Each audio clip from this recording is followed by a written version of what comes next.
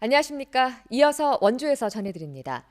한국수출입은행이 원주 출장소를 폐쇄하는 방안을 재추진합니다.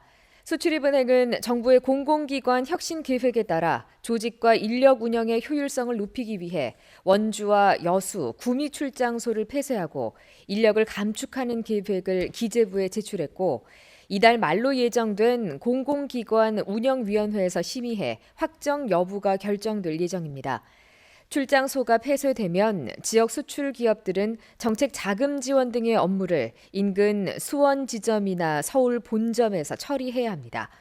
수출입은행은 6년 전에도 원주 출장소 폐쇄를 추진했지만 지역에서 반대 여론이 거세지면서 지난 2019년 폐쇄 계획을 철회한 바 있습니다. 올해 강원 의료기기 전시회를 통해 역대 최대 성과인 2,858만 불의 수출 계약이 성사됐습니다. 원주 의료기기 테크노밸리는 올해 3년 만에 열린 오프라인 전시에 이어 코로나 방역 관련 여건상 방문하지 못한 바이어들을 대상으로 지난 18일까지 진행한 온라인 수출 상담을 통해 모두 2,858만 불의 계약이 체결됐다고 밝혔습니다. 이번 전시회는 강원도 의료기기 제조업체 90개사와 건강보험심사평가원, 보훈복지의료공단 등 7개 유관기관 47개 나라에서 178명의 바이어가 참가했습니다.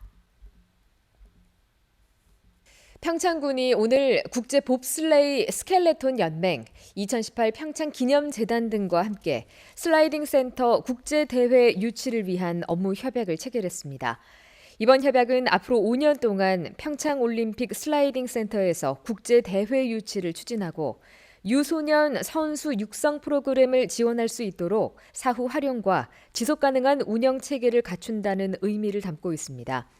당장 오는 12월부터 내년 3월까지 국제 봅슬레이 스켈레톤 연맹 대회가 잇따라 개최되며 특히 동계올림픽과 동계 청소년 올림픽 출전권 획득을 위한 중요한 대회들이 열릴 예정입니다.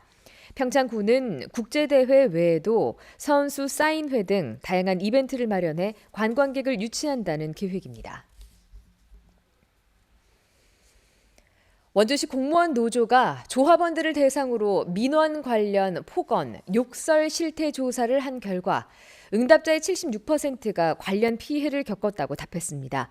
지난 4일부터 2주 동안 실시한 조사에서 204명이 참여해 이 중 76%인 155명이 폭언과 욕설 피해를 당했다고 응답했고 전체 응답자의 88%는 법적 조치가 필요하다고 밝혔습니다.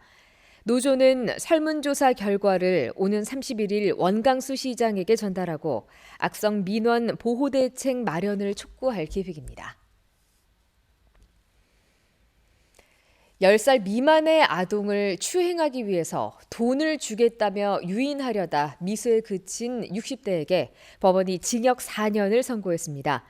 춘천지법 원주지원은 지난 6월 원주의 아파트 단지 놀이터에 있던 6살과 7살 여아를 추행하려는 목적으로 돈을 줄 테니 우리 집에 가자며 유인하려다 아이들의 거부로 미수에 그친 60살 김모 씨에게 징역 4년과 10년간 아동청소년 관련 기관 취업 제한을 선고했습니다.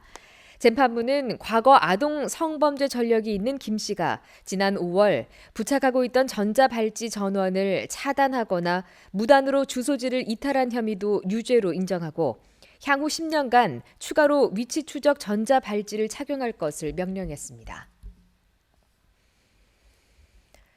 가을 행락철인 10월과 11월, 렌터카와 전세버스 관련 교통사고가 1년 중에 가장 많이 발생하는 것으로 나타나 각별한 주의가 필요합니다.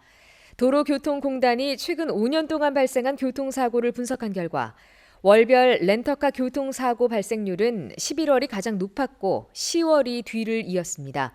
전세버스 사고 역시 11월과 10월 순으로 가장 많이 발생했는데 전세버스 사고의 경우 특히 사고 100건당 사망자 수를 나타내는 치사율이 2.4명으로 전체 교통사고 치사율보다 50% 높았습니다.